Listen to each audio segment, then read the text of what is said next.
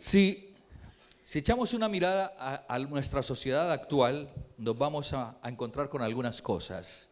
Nos vamos a encontrar con personas sumidas en su mundo, Este es el mundo para mucha gente hoy en día.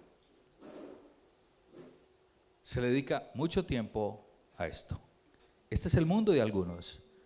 El mundo de los videojuegos. Mirar esta sociedad envuelta, enredada en una serie de cosas, en una serie de trampas. Y otra vez, esto tiene gran función si no nos dejamos dominar por él. Y si seguimos echando una mirada a la sociedad actual, nos vamos a encontrar con hombres y mujeres cautivos por los vicios, las adicciones, hombres que tienen apariencia de mujer y mujeres que tienen apariencia de hombres. Una sociedad que le ha dicho a Dios: no te quiero, no quiero nada contigo, como dice el Salmo 2, rompamos sus ligaduras, vamos a deshacernos de Dios, que no haya rastro en nuestra vida de Dios. ¿Y qué dice la palabra? El Señor se reirá. Y el Señor dice: si no adoras al Hijo, estás frito, estás acabado.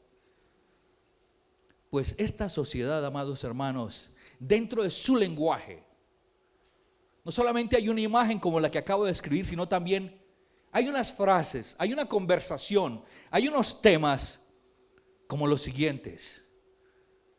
Hoy es muy común oírle, sobre todo a las mujeres, pero también a los hombres: mi nueva pareja. Usted lo ha escuchado, ¿verdad? Es que mi nueva pareja, es que mi nueva pareja y mi nueva pareja. También escucharle: es que lo mandé a freír espárragos, que no me lo soportaba más. O escuchar a los hijos y a las hijas decir: este fin de estaré en casa de mi papá o en casa de mi padre, porque sus padres se han separado. O la persona que lleva al cole a mi hijo, a mis peques, se volvió a su país. ¿Es así o no? ¿Lo hemos escuchado o no? Es una sociedad cuya condición responde a lo que hay en su corazón. ¿Qué hay en el corazón de esta sociedad? Pueden haber muchas cosas, pero realmente hay una gran ausencia de Dios en el corazón de la gente.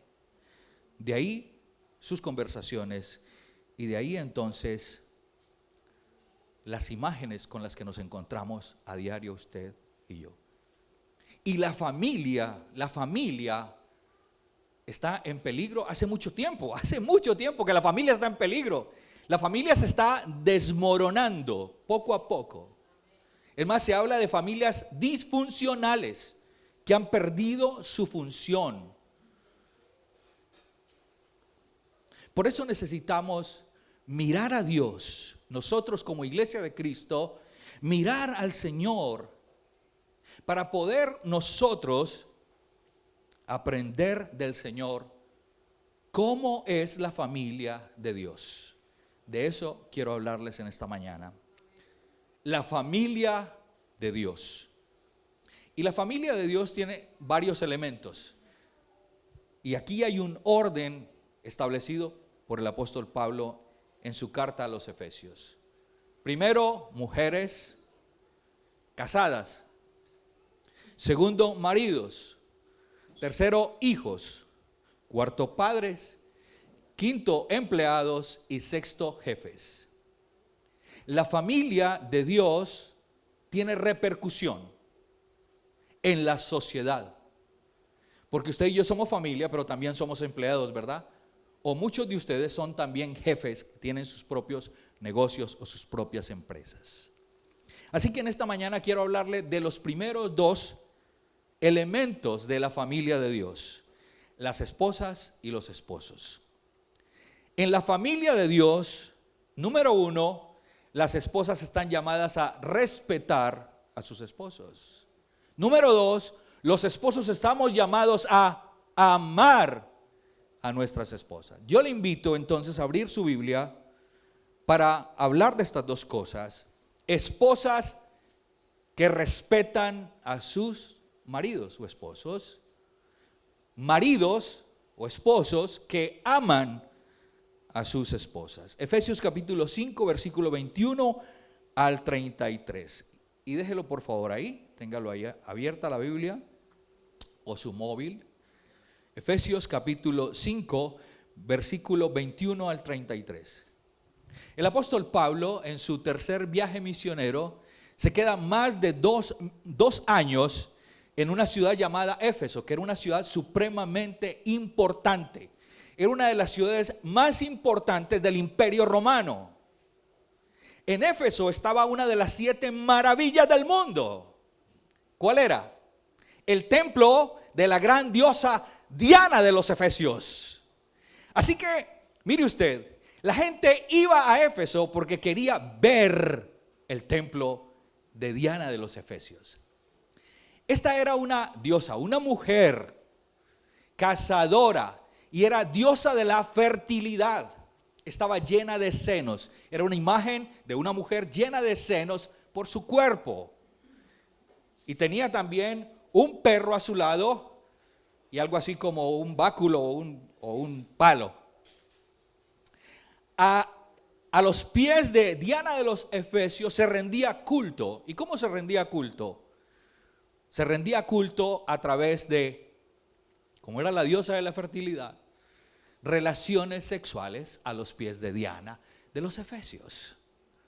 Habían sacerdotisas prostitutas dispuestas para cualquier hombre que quisiera venir a rendir culto a Diana de los Efesios y tener alguna intimidad con estas sacerdotisas prostitutas del templo de Diana de los Efesios.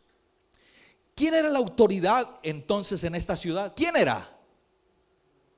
Diana de los Efesios, una mujer. Ahora, yo sé que esto puede, aún en la iglesia, puede causar molestia. Una mujer puede causar molestia por esto de el feminismo y la defensa de la mujer, que no es otra cosa más que el mismo maltrato de la mujer, porque en el fondo es maltrato a la mujer, es anular a la mujer. Realmente no hay una defensa de la mujer. Así que la autoridad en la ciudad de Éfeso era una mujer. Por lo tanto, pasaba en ese tiempo lo que pasa ahora. El hombre estaba siendo anulado. Estaba siendo anulado. La familia estaba en peligro. Estaba en peligro. Porque la mujer hacía lo que bien le parecía. Y aún ese espíritu estaba dentro de la iglesia que el apóstol Pablo, de la iglesia de Cristo que el apóstol Pablo había fundado. Por eso el apóstol Pablo les envía una carta a los hermanos de la iglesia de Éfeso y de la iglesia de Colosas. O sea, carta del apóstol Pablo a los Efesios y carta del apóstol Pablo a los colosenses. ¿Estamos bien hasta ahí, hermanos? En esta carta, el propósito del apóstol Pablo es que la iglesia de Éfeso entienda lo que somos o lo que ellos son o eran en Cristo. Por lo tanto, el ser en Cristo también tiene un hacer en Cristo. Una conducta, un comportamiento que incluía el formar parte de una familia. La familia de Dios entonces, en primer lugar, de acuerdo a lo que les acabo entonces de contar, empieza con un mandato. Capítulo 5 de Efesios, versículo 21, dice: someteos unos a otros en el temor de Dios. Esa iglesia que tiene una identidad en Cristo y que tiene un hacer en Cristo es una iglesia que necesita someterse unos a otros. Y empieza diciendo: las casadas estén sujetas a sus propios maridos como al Señor. Y da una razón: porque el marido es cabeza de la mujer, así como Cristo es cabeza de la iglesia, la cual es su cuerpo, y Él es su Salvador. Él es su Salvador. Así que como la iglesia está sujeta a Cristo, así también las casadas lo estén a sus maridos en todo. Palabra pesada, pero es palabra de Dios. Palabra difícil de recibir en este tiempo, pero es la palabra que usted y yo necesitamos. Todos nosotros estamos llamados a sujetarnos, amados hermanos. La mujer se debe sujetar a su marido respetándole. Amén. La mujer tiene una tendencia y es a irrespetar al marido. ¿Cierto, hermanas, que sí? ¿O no? ¿No? Y respetarle. Que te calles, tonto. Que no piensas igualito a tu madre. Aquí es muy común eso. Cállate. Que te calles. Que no te das cuenta que tienes cerebro de pollito. Y así sucesivamente, amados hermanos. Pues el Señor entonces en primer lugar le dice a las esposas, y este sermón no es solamente para las casadas, también es para las solteras. Porque yo no sé cuál es el plan de Dios con usted, pero la voluntad de Dios es que usted esté bien. Si está casada, que usted esté bien. Y si está soltera, que usted esté bien. Porque en esta sociedad las solteras ya no quieren casarse. Los solteros tampoco quieren casarse. Como estoy bien. ¿Sí o no? Tengo mi trabajo, tengo mi profesión, no me falta nada, soy dueña de mi vida. Soy libre. No tengo a nadie que me ate. No sabemos. Estamos en Cristo, amados hermanos, y nosotros estamos llamados por causa, por razón de nuestra identidad, a pensar de una manera diferente. A pensar como Cristo, no como la sociedad. A pensar como Dios y a vivir como Dios, no de acuerdo a una sociedad que de acuerdo a sus opiniones y pensamientos, el resultado es una sociedad que está absolutamente perdida. Ese no es el destino de la iglesia. ¿Cómo se deben someter? ¿Y qué significa someter? Las casadas estén sujetas. ¿Qué es estar sujetas? Es estar subordinado. Es estar debajo de. Ay, pero ¿cómo así? Si todos somos iguales y las mujeres somos iguales a los hombres. Mire, estar subordinado significa estar en un rango inferior en orden. En orden. No en capacidades, porque Dios a todos nos ha dado capacidad. No en inteligencia, porque Dios a todos nos ha dado inteligencia, pero Dios ha establecido un orden, que es un orden divino. ¿Cuál es ese orden? Que la mujer debe estar sujeta a su marido, porque el marido es cabeza de la mujer. Cuando yo me casé, lo primero que me dice mi esposa es: Nicolás, yo puedo mandarte. Y yo le digo: uy, sí, usted me puede mandar, porque mi esposa tiene una formación diferente a la mía. Hija de pastores, ¿no? 2 hijos solamente, mientras yo, hijo de comerciantes, 9 hijos. 9 hijos. Y nosotros hacíamos muchas cosas y mis padres no se enteraban, mi mamá no se enteraba. Así que se unen, Dios une 2 mundos totalmente diferentes. Y yo me resistí. Me dijo: yo te puedo mandar. Yo le dije: sí, pero no me voy a dejar mandar. Mala cosa. Y el Señor ha venido obrando en nosotros, amados hermanos. Y yo ahora escucho a mi esposa. La escucho más. La escucho más. Las casadas estén sujetas a sus propios maridos como al Señor. Usted dirá: para mí es muy fácil sujetarme al Señor. Aleluya. Señor, envíame aquí, envíame a mí, Señor. Haré lo que tú me digas. Pero en la casa es otra cosa. Que tú te callas.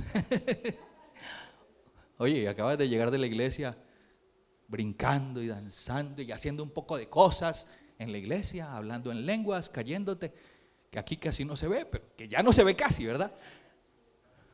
Ya casi no se ve. Es ese fluir del Espíritu de Dios o esas manifestaciones, pero a casa tú te callas.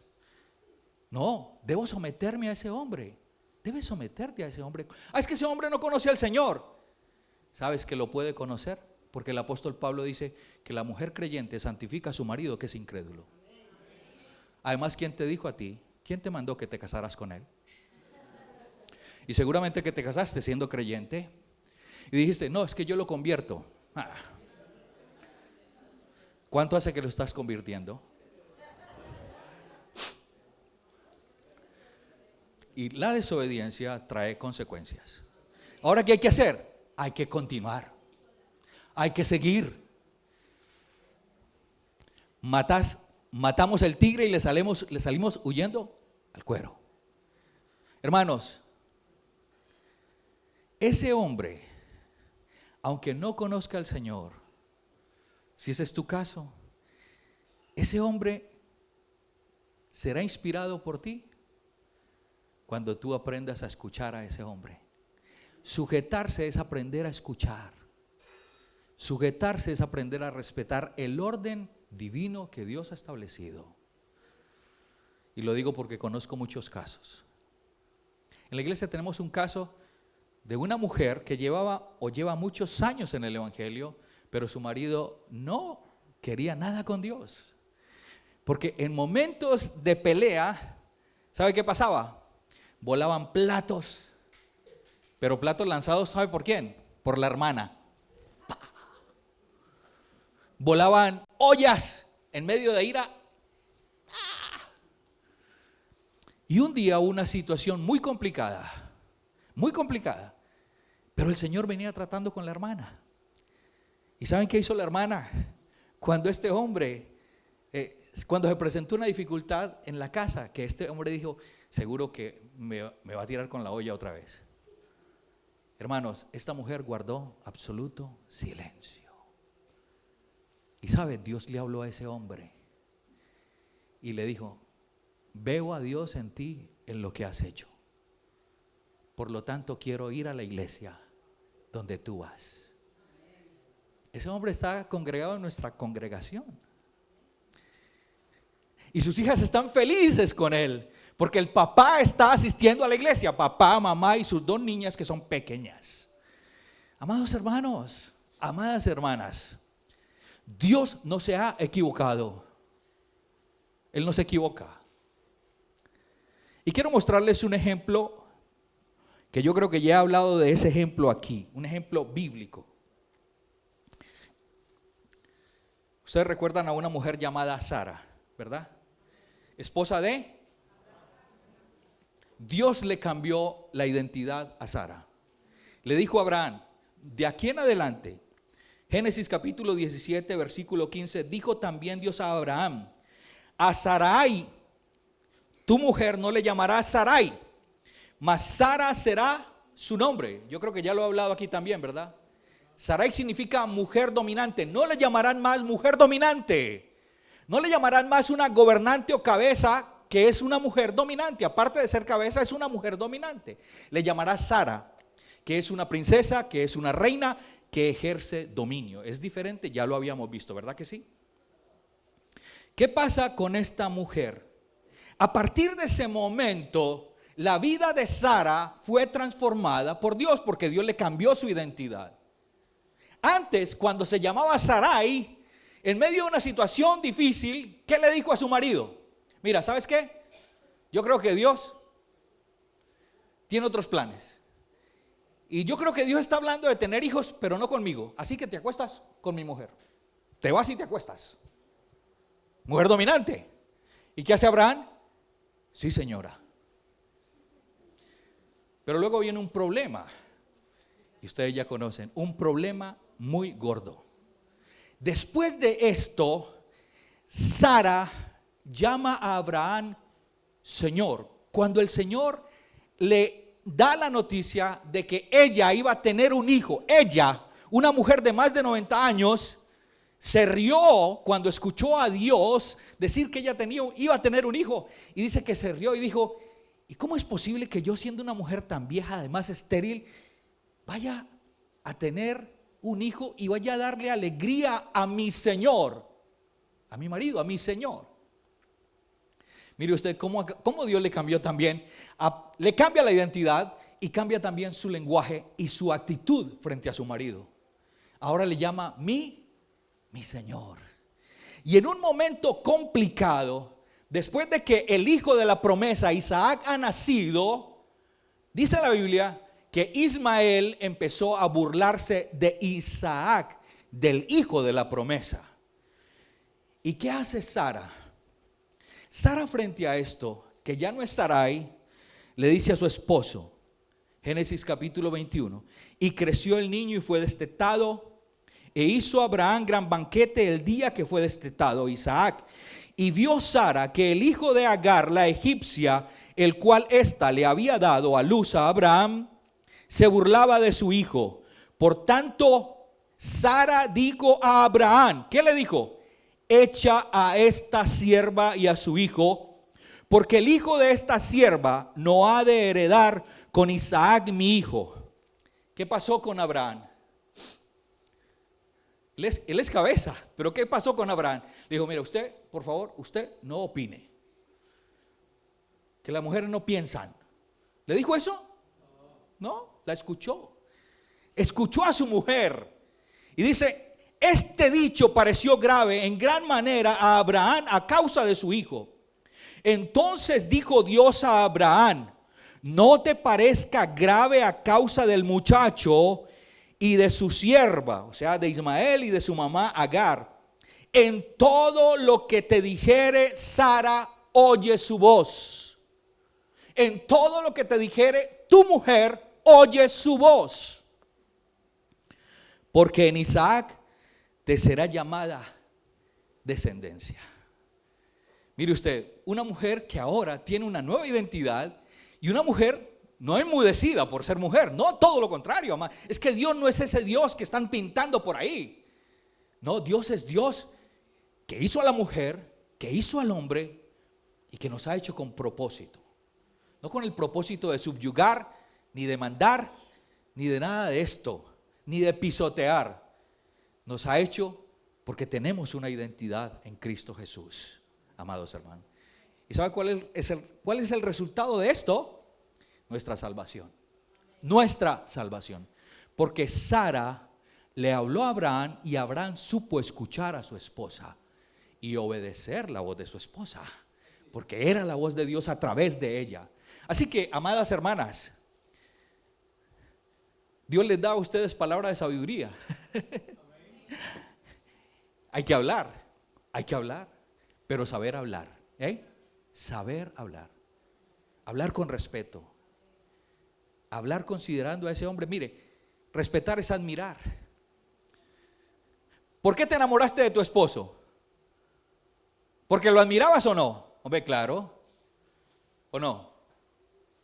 Uno se casa con una persona que admira, a menos que las circunstancias sean otras, pero generalmente uno se casa con una persona que admira, que quiere. ¿Pero qué ha pasado entonces? Después del matrimonio esa admiración no se puede perder. Hay que seguir admirando, hay que seguir respetando, hay que seguir alabando. Si hay algo importante, al menos en mi caso como hombre, es escuchar palabras bonitas, palabras que me hagan sentir que yo soy un hombre especial. Y no palabras que me hagan dudar de mi capacidad como hombre. ¿Le ha pasado a usted, hombre, o no? A mí me ha pasado. Entonces yo digo, no sé cómo ser un hombre, no sé cómo complacer a esta mujer. Han habido momentos así, han habido momentos de crisis. Así que, amada hermana, la palabra del Señor para ti, para las casadas y las no casadas, es: las no casadas, tranquila, aprenda del Señor y anhele en el nombre del Señor formar un hogar. No se niegue a formar un hogar, porque el hogar es parte del propósito de Dios. Número 1, entonces, las casadas, respetar a sus maridos. De esa manera nos sometemos unos a otros y la mujer se somete a su marido. Número 2, para nosotros los casados. ¿Y los casados qué debemos hacer? Amar a nuestras mujeres. Dice el texto, versículo 25, maridos, amad a vuestras mujeres. ¿De qué manera? Así como Cristo amó a la iglesia. ¿Cómo amó Cristo a la iglesia? Se entregó a sí mismo por ella para santificarla, habiéndola purificado en el lavamiento del agua por la palabra, a fin de presentársela a sí mismo una iglesia gloriosa, que no tuviese mancha, ni arruga, ni cosa semejante, sino que fuese santa y sin mancha. Así también los maridos deben amar a sus mujeres como a sus mismos cuerpos. El principio que sigue aquí es maravilloso. El que ama a su mujer, a sí mismo se ama. Primera razón, el que ama a su mujer a sí mismo se ama porque nadie aborreció jamás su propia carne, sino que la sustenta y la cuida, como también Cristo a la iglesia. Segunda razón, ¿por qué lo hace? ¿Por qué cuidamos y sustentamos nuestro propio cuerpo? Porque dice, ¿y por qué debe hacerlo el hombre con la mujer, el esposo con la esposa? Porque somos miembros de su cuerpo. Somos miembros no solamente de su cuerpo, sino que también somos miembros de su carne y de sus huesos. Por esta razón, el hombre dejará a su padre y a su madre y se unirá a su mujer, y los dos serán una sola carne. Una sola carne. Grande es este misterio, mas yo digo esto respecto de Cristo y de la iglesia. Por lo demás, cada uno de vosotros, maridos, ¿qué debe hacer? Ame también a su mujer. Y las mujeres, las casadas, y la mujer respete a su marido. ¿De qué manera nosotros los hombres, los maridos, nos sometemos a Dios? Sometiéndonos a nuestra esposa. ¿De qué forma? Amándola. Amándola. Amando a la esposa. ¿Sabe que nosotros como hombres somos muy buenos para conquistar? ¿Cierto? Somos muy buenos para conquistar. Mire, hacemos tremendos sacrificios cuando estamos enamorados de una chica. ¿O no? Recorremos largas distancias para llegar allá, donde ella.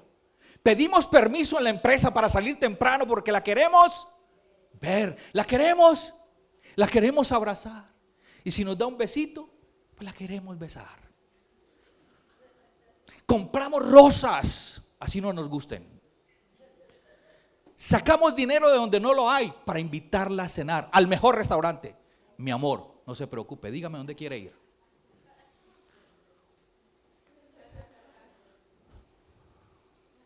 A la esquina no, mi amor. Usted se merece lo mejor, mi princesa. Vamos al mejor restaurante, no te preocupes, no te preocupes. Yo pago. ¿Y la conquista? ¿Sí o no? La conquista uno, hombre, claro que la conquista. Pero ¿qué pasa después? La conquistó, habló con el papá, con la mamá, le pidió la mano. El papá y la mamá no solamente le dieron la mano, sino que la dieron toda enterita. Y después entonces entra una frialdad en el matrimonio. El conquistador se apagó. ¿Dónde están las flores? ¿Dónde está el restaurante? ¿Cómo que el mejor restaurante? Vamos a pedir un pollo allá, esos de 8 euros, esos baratos, que vienen sin patata, usted hace las patatas. Y sin bebida, yo hago una aguapanela ahí con limón, no se preocupe. ¿Y dónde está ese amor? ¿Y qué pasó con eso? Es porque no hemos entendido, amados hermanos. Una cosa es el enamoramiento y otra cosa es el verdadero amor. El amor se entrega como Cristo se entregó por la iglesia. El amor tiene un propósito. Y dice, se entregó con un propósito. ¿Para qué? Para santificarla. ¿Qué significa santificar? Consagrar. Para consagrarla, ¿para quién? ¿Para quién? Para Él mismo. ¿Quién es el beneficiario, amados hermanos? Hombres, solteros y casados. ¿Quién es el beneficiario cuando tú y yo como maridos nos entregamos por nuestras esposas? Seguimos invitándola a un restaurante, a un buen restaurante. Bueno, personalmente me gusta más cocinar para mi esposa y para mis hijos, personalmente. A mí me gusta más. Pero amados hermanos, el beneficiario somos nosotros mismos. Dice que la santificó para presentársela a sí mismo. ¿Cómo la santificó? Por la palabra. Porque sabe usted que la palabra tiene grande efecto, grande poder en las personas. La Biblia dice que por tus palabras serás justificado y por tus palabras serás condenado. Una buena palabra levanta el ánimo. Una buena palabra hermosea. Una buena palabra lleva a la libertad, devuelve la confianza. Una buena palabra a tu esposa la hace ver bella. Una palabra dura, mire, afea, afea, afea y afea. Y puede que tu esposa haya sido la más bella en su tiempo, pero empieza a maltratarla con tu boca y a decirle palabras feas, a decirle que eres una greñuda, etcétera, etcétera, etcétera. Y seguramente que usted ha escuchado esas palabras o las ha pronunciado. Y si no es así, gloria a Dios. Amados hermanos, ¿qué pasa con esa mujer que era tan bella?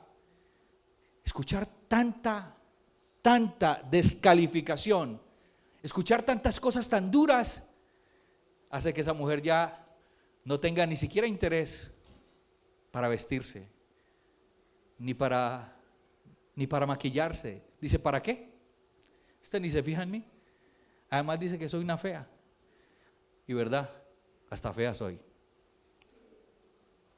La palabra es muy importante para nosotros hombres. Mire, una mujer bien tratada, amados hermanos, es una mujer, hermanos, que está ahí, presente. Ahora, te dirá, esto es muy complicado, es que usted no ha vivido lo que yo he vivido. Sí, yo lo he vivido también, llevo 29 años casado, Así que no es fácil, pero ¿sabe una cosa? Aunque no parezca fácil, sí es fácil cuando entendemos la esencia de esta orden. ¿Cuál es la esencia de esta orden? El apóstol Pablo nos la da a entender. Los primeros 3 capítulos de la carta del apóstol Pablo a los Efesios hablan de lo que usted y yo somos en Cristo Jesús. Pablo, apóstol de Jesucristo por la voluntad de Dios, a los santos. ¿Usted sabe que usted es santo? Y amados. ¿Usted sabe que usted es amado y amada?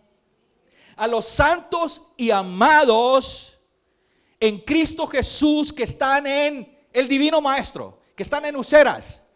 A los santos y amados, usted y yo tenemos una identidad en Cristo Jesús. Usted y yo somos santos, hemos sido separados por Dios y para Dios. Y usted y yo somos amados, tan amados que el Señor murió por nosotros, resucitó para nosotros, resucitó por la gloria del Padre. Y si usted sigue leyendo, dice: bendito el Dios y Padre de nuestro Señor Jesucristo, que nos bendijo con toda bendición espiritual en los lugares celestiales en Cristo Jesús. Usted y yo somos benditos en Cristo. Usted y yo, sigue diciendo, según nos escogió, usted y yo somos escogidos. ¿Lo sabía usted? Somos escogidos del Señor, escogidos en Él antes de la fundación del mundo, para que fuésemos santos y sin mancha delante de Él en amor, habiéndonos predestinado. Usted y yo somos predestinados en el Señor. Y usted puede seguirlo leyendo. Y usted se va a dar cuenta que usted y yo tenemos una identidad, una condición, una cualidad, una categoría en el Señor. Por lo tanto, capítulo 4, usted y yo tenemos una responsabilidad.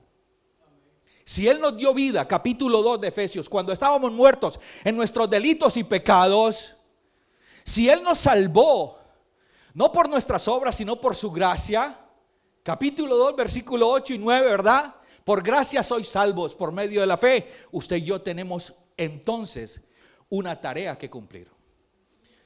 Capítulo 4, versículo 1, y ya voy terminando. Yo pues, preso en el Señor, os ruego que andéis.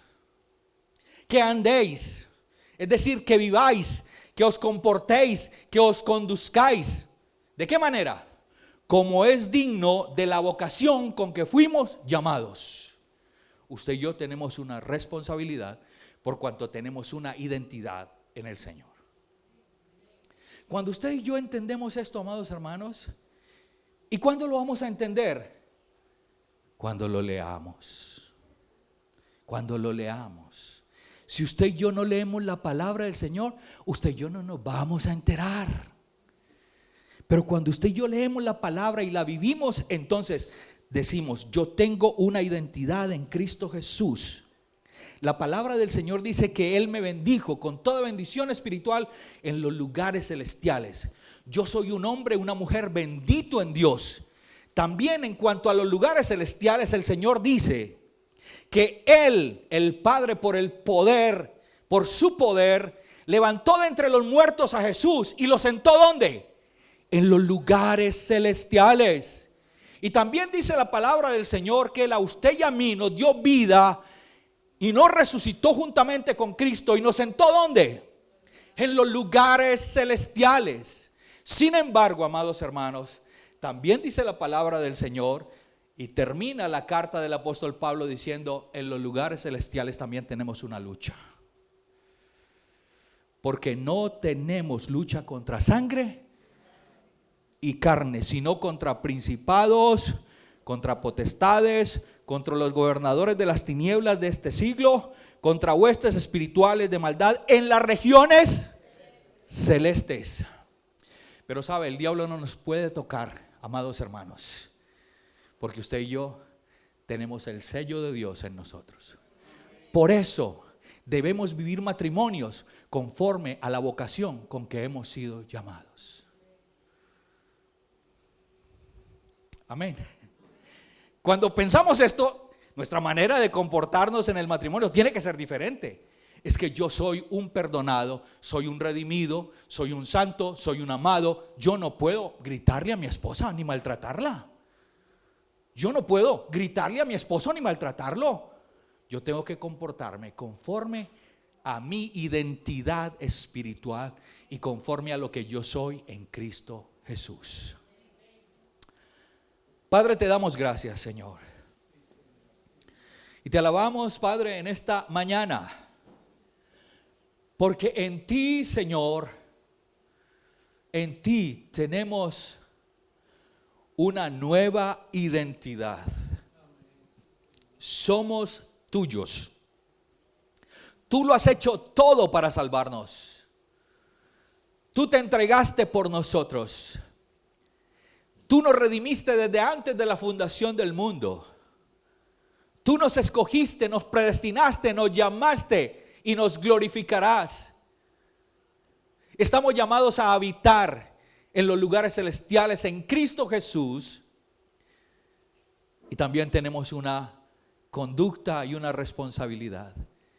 Enséñanos, Señor, a sujetarnos, a someternos unos a otros en tu temor. Que el permitir que el esposo dirija no sea un problema, no sea una dificultad. Que el amar y expresar nuestro amor no sea un problema para nosotros. Que no nos detengan los dolores, sino que podamos pasar encima de los dolores y podamos nosotros entender que esa mujer es parte de nosotros. Somos una unidad en el Señor. Varón y hembra los creó. dejará el hombre a su padre y a su madre y se unirá a su mujer y los dos serán una sola carne. Que podamos vivir esa unidad conforme a nuestra identidad en Cristo Jesús. Amén.